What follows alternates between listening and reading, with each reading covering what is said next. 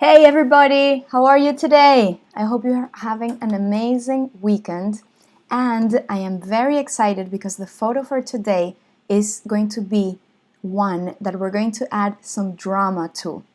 So if you do want a photo to have this amazing look to it and just be realistic with a touch of drama, then this is the tutorial for you.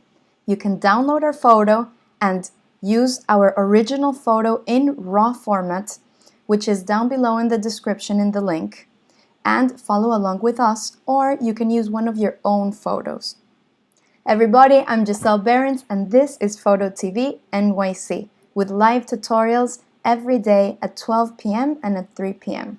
If you do like the channel and if you do like the tutorials and learn something new from them, please do remember to subscribe to our channel and as well as like that video. This way it helps me and I continue to provide free tutorials for everybody that wants to learn Lightroom and photography. So let's start. I have over here my working space.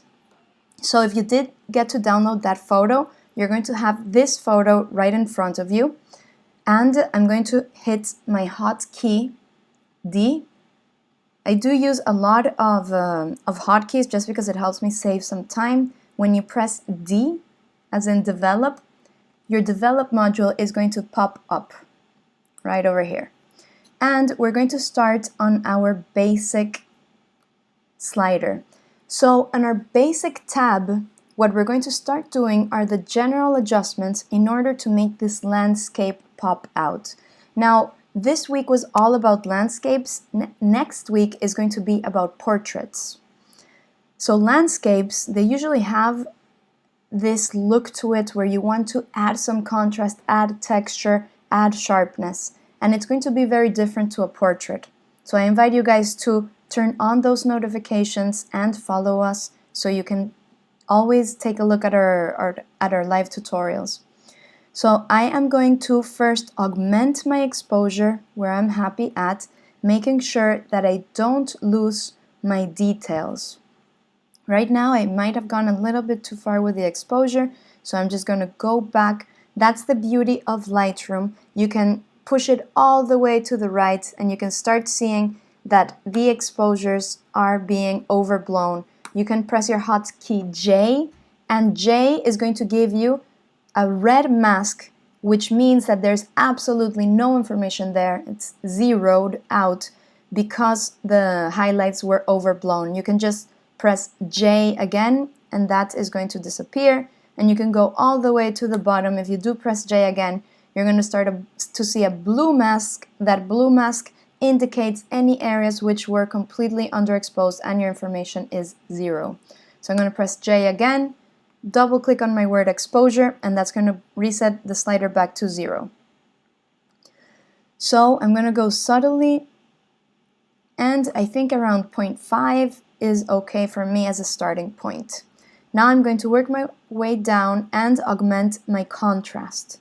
Contrast is going to give me those rich blacks that I am looking for to make this photo have that dramatic effect and that dramatic feel that we're looking for. For now, I'm going to leave these two as is. We can always come back to them anytime while we are adjusting our photo. I'm going to leave all of these like this as well, because our first tip of the day is, you know it, dehaze clarity and texture. This is our secret to make landscape photos completely pop out and stand out. So I'm going to start over here on presence and work my way from the bottom to the top, starting with dehaze. The reason for this is that dehaze is the most sensitive out of the 3 sliders, so we're going to start with the adjustment that's going to give it the most punch. So I'm slowly going to augment it, and we're going to start seeing on the image how the image starts darkening up in the dark areas and it starts opening up in the lighter areas. Now, because this photo to start with had a very gray overlay to it, it was very gray, it was very hazy, dehaze is going to help us dehaze that grayness and haziness of the photo.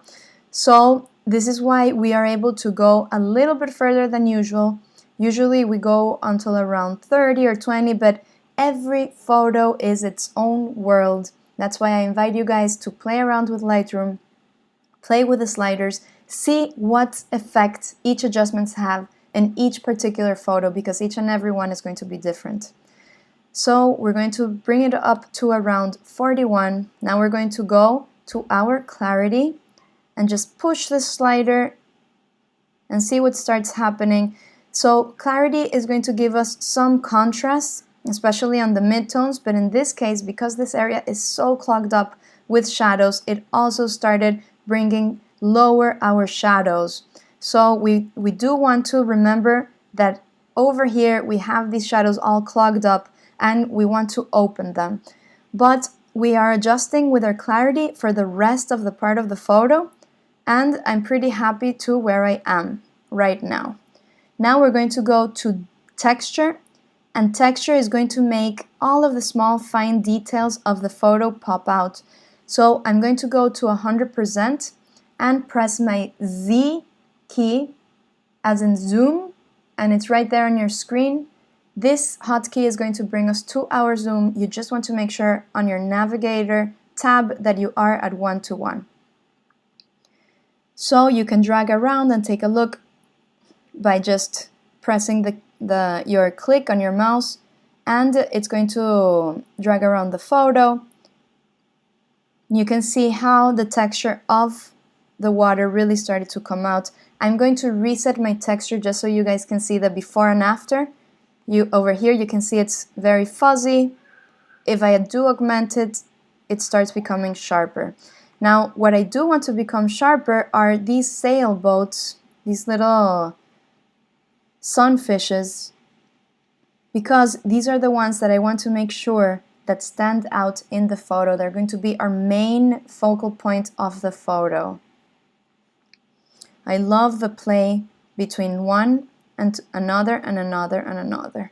So what we're going to do, playing with light with this particular photo, is we are going to guide our viewer's eye into starting by each of the small sailing boats. Just have their eye bounce around each one back and forth while appreciating this awesome and cool background that they are in.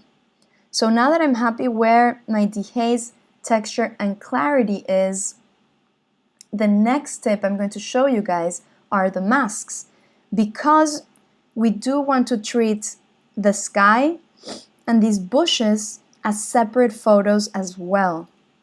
So we're going to add some masks in order to make adjustments only on the sky and only on these bushes. So the first one I'm going to do is my hotkey M as in masks, and that's going to open up your mask tab on the right hand side. So I'm going to double click on effect to make sure that all of my sliders are zeroed down. And I'm going to just bring my exposure ever so slightly down, 0.5 is okay. And I'm going to create my linear mask by dragging my little cross on the computer, on my screen, down. You want this to be nice and big because it's going to create a feathering effect. If you don't do that feathering effect and you have a very harsh stop, you will be able to see this harsh line and something strange is going to be going on your photo. So again, you want to just drag it and have this very nice feathering effect on your mask.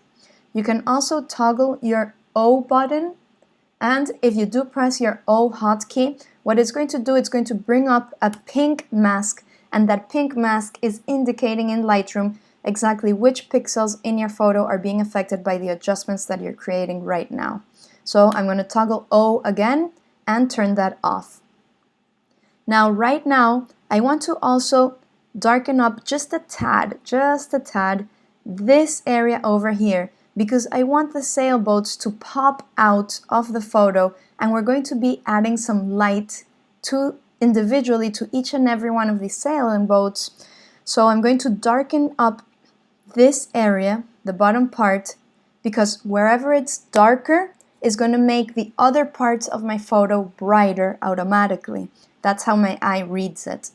So with the same exposure control that I already have set at -5, I'm going to drag from the bottom to the top a mask and just make sure that it's nice and feathered. I feel that it's a little bit too dark. You can hide your mask while it's still active by pressing on the letter H, as in hide, and that hides your mask so you can have a preview of how it's looking. You can even start controlling your sliders with the masks hidden, and that's very helpful because you are able to preview how your photo is starting to look without the mask in the middle. So I'm going to double click on my word exposure just to reset that exposure to 0, and I think I'm going to go less than 0.5. I'm probably going to go around 0.34, and this is going to give me enough darkness to make this area pop out slightly. I want you guys to remember that the adjustments that we're doing are subtle adjustments because they're going to be stacking up and adding up to give that wow effect and to give that dramatic effect that we're looking for in this particular photo. So now that we're done with our linear masks, I want you guys to press your K hotkey, K as in king, and that is going to bring us to our paintbrush masks. Double click on the word effect to make sure that all of the sliders are resetted down, and we're going to start adding some light. And the first area I want to add some light is right here, because I feel that these shadows are very clogged up. I really want to be able to read all of the information that is in the shadows over here, and right now for me it's just too dark. So I'm going to press my Z again. I'm going to augment my exposure to around 1 point, and with a nice and big brush, the hotkey to make your brushes smaller or larger is the right, I'm going to turn the tip off, the right bracket is going to make your brush larger. So if you're here in Lightroom, you can just toggle your right bracket to the right and it's going to make it larger, or you can do it to the left and it's going to make it smaller. Again, I really like to use hotkeys because it helps me save time, and especially when we have so many photos to edit, it's so much quicker to have those hotkeys available that Lightroom can give us. So now I'm going to start painting on the darker areas that I mentioned to you. And you can see how all of a sudden all the information in this area of the bushes is starting to come out. So if I delete this mask, you're going to be able to see the difference. So don't blink. Take a look at your bushes over here, and I'm going to count to 3. If you blink, you'll miss it. 1, 2, 3. There we go. So now it's completely clogged up. Command or Control Z, that makes it undo, and here is my mask. I'm going to go to my shadows slider in the same mask of the bushes and see just what happens if I open this up, because there's so many shadows in this area, it completely opens up. But now, because they're so open up, it overpowers the sailing boats. So I just want to give it a second priority in the photo, and I'm going to do that by giving it some information but not too much, and I think around there is good. This way the eye of our spectator is going to bounce around all of the sailing boats back to the bush and then back to the sailing boats, and it's an ever non-ending cycle. So now that I'm happy with this area, I'm going to paint in individually light on each of the sailing boats. So I want you to create a new brush. Make sure that all of the sliders are resetted down by double clicking on the word effect. And we're going to add around 1 point to this exposure. Make sure that your flow as well is not very sensitive, because you want your flow to add up. You don't want to give too much of the effect, or else it's going to start looking too funky. For example, if I do have my flow at 100%, that's going to paint over, and you're going to start seeing these weird edges going on, and it's going to look very, very strange, right? We don't want it to look intentional, we want it to look unintentional, although it is intentional, and that's a secret of making your photos look dramatic. So I'm going to undo these effects, and I'm going to go and place my flow at around 30% because, again, you can add up, you can always increment just by painting on it. So now that we have our flow where we want, I'm just going to add some light. It's ever so subtle. If you're not sure if it's making a difference or not, toggle your O and you're going to be able to see where your mask is being affected. I'm going to just turn that off because I know exactly where I am painting. You want to feather it out as well, just to give it that realistic and natural look, as if the light were hitting it on this area of the photo. You don't want it to look too splotchy, because if you do make it too splotchy, people are going to notice that you just tried too hard to make them pop out. You want them to look seamlessly like a ballerina. So I think around there is okay. You can play around with your exposure. If you bring it all the way to the top, you can see where the adjustments are being affected. Reset this down and just add where I feel that it's okay. And I'm going to leave these at around 1.08. Now that we have this, I am going to add just a little bit of shadows on this area to create some separation between these three sailing boats and the bushes. So I'm going to hit my new painting brush, lower my exposure to around -1. With my left bracket, I'm going to make my brush smaller, and now I'm just going to paint featherly like, very subtle like with your flow on 30, just a little bit, and close this up a little bit.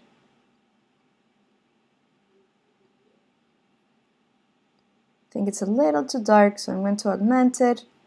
And this small adjustment is going to help me create some separation and tell the story of the sailing boats and this beautiful trees or bushes that are on the back.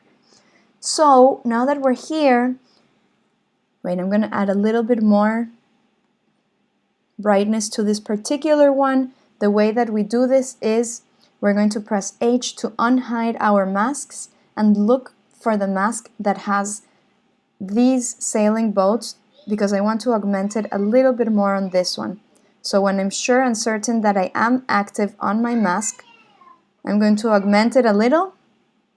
And if you feel that you do want to augment it a little more, just create a new mask, add some exposure, and just tap that slightly, and that's going to give us a little bit more additional light on this one, which was darker. So I'm going to press my hotkey K because I'm happy with my paintbrush, I'm happy with my masks right now.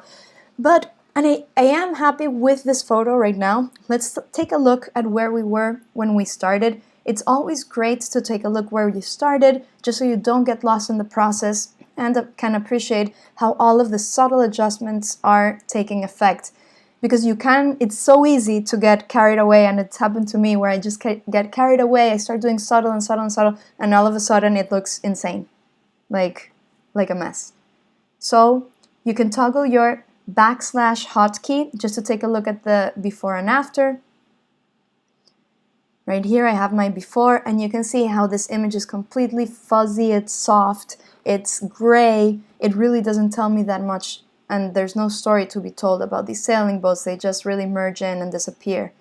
Now here we're making these sailing boats. When you do see the after and where we are right now, you start seeing the sailing boats really pop out. The texture of the bushes is telling a story of this cool day that was over here. This was actually in Sao Paulo, Rio de Janeiro, a couple of years back. It was such a spectacular lake, and I really like how it's starting to look. I like these tones of the greens. I like how each and every one of the sailing boats is starting to pop out. But I do feel that we can add even a little bit more drama to this.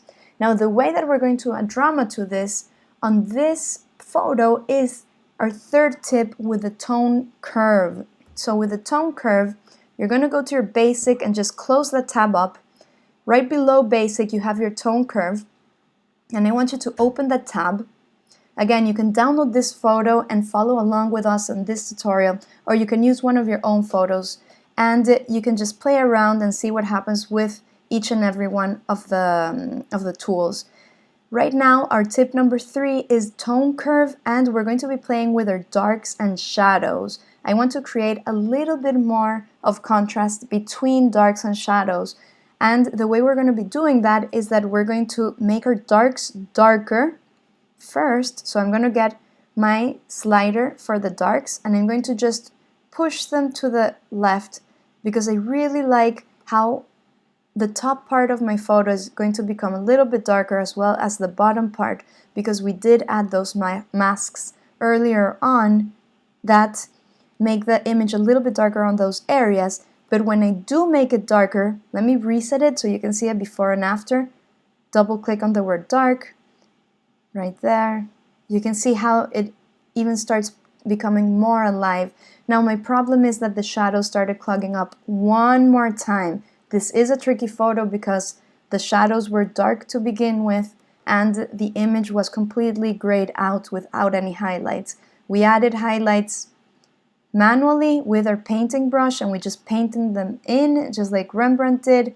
But now we're going to go to our shadows and open up the shadows on our tone curve, because we want to make sure that the shadows are nice and open, giving us information on the trees. So if you do push your shadows all the way to the right, you're going to see that all of this information on the tree starts popping out. Again, we don't want to overpower the composition. I'm going to double click on it and double click on the word shadows to reset this down. I'm just going to open it slowly and see where I am happy, where I had my starting point, and I think that it's around there. So to take a look at the effect that the tone curve had on the photo, which is our tip number 3, I want you guys to toggle this little button, and that's going to toggle on and off any adjustment that is on our tone curve, so we can see how the effect is looking in our photos. And it's always good to do that because, again, you don't want to get lost in the photo and in the adjustments. So I'm going to toggle it off, and you can see right now how the image looks much flatter, and right here it gives you that oomph effect, that little bit of a punch that we're looking for with this photo. Off, more flat, on, that little punch that you have right there. So right now I want you guys to look at the before and the after, and you can definitely see how they look like two different, completely different photos, and we are so happy and satisfied with this. But I do have a surprise for you. Are you guys ready? As I said, I'm very happy with this photo. I love the play. I love the play. However, if you do want to go that extra step, you can also make it black and white right here in Lightroom. So our little bonus, open up, it is black and white. Go over to your basic tab. You're gonna have color over here, and right here on your right, you're gonna have black and white. So just click one time on black and white, and it's going to give us this black and white image, which I absolutely love. A little trick for black and white when you are in Lightroom is that you can go into your selective adjustments over here. When you turn on black and white, your HSL, Hue, Saturation, Luminance tab transforms automatically into black and white. And this black and white tab is going to give us 100% control of the colors that we have on the photo. So because we did go black and white, I want to even add more contrast. I want to add more drama to this photo because this is my particular like and taste to create the dramatic effect on the photos. I'm going to do that by making darker some of the colors. And the color that I'm going to make darker is whatever color is over here on the water of the lake. Hey, Giselle, the colors are black and white. How the heck am I going to know what color this is? You can open up and select your little tool brush over here.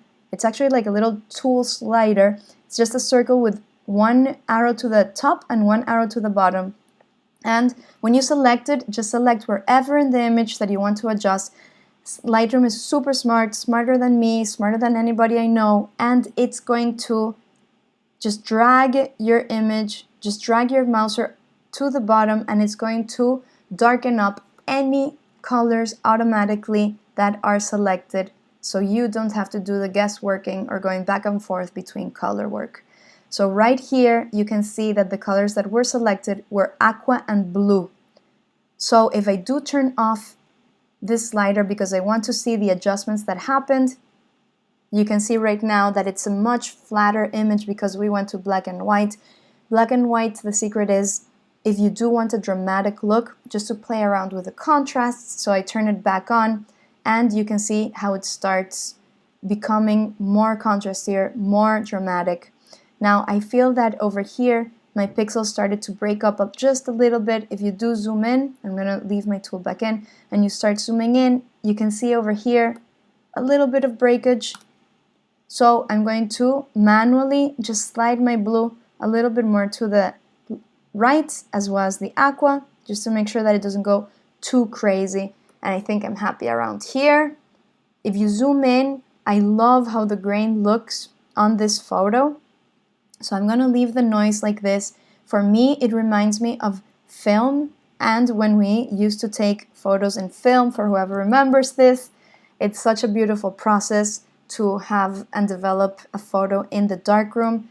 But right now, I absolutely love to develop photos in the Lightroom. So we thank Adobe for that. And I'm just going to go back to my K mask, which is my painting tool. Remember that it's K as in king. I'm going to augment the size with my right bracket. Make sure that the exposure is up and positive. I'm going to leave it in around 1. And I'm just going to paint a little bit more on the sailing boats to pop them out more, as well as on this, on the trees. Let's take a look at the before and after. So before, here is your image. After, it's a completely different image. You can go either in color, you can go in black and white. I feel that both versions of this image look so nice and so good.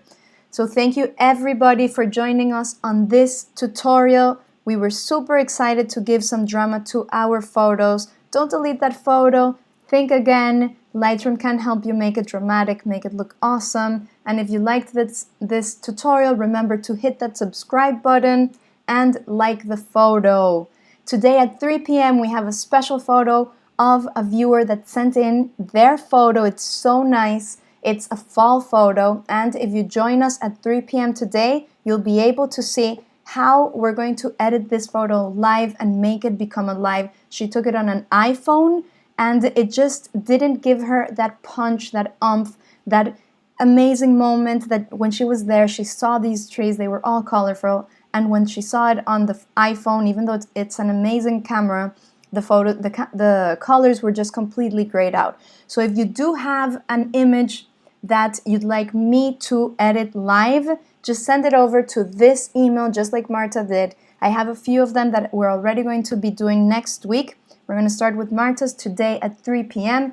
myphototvnyc@gmail.com. And again, this is Giselle Behrens. Thanks so much for joining. See you at 3 p.m.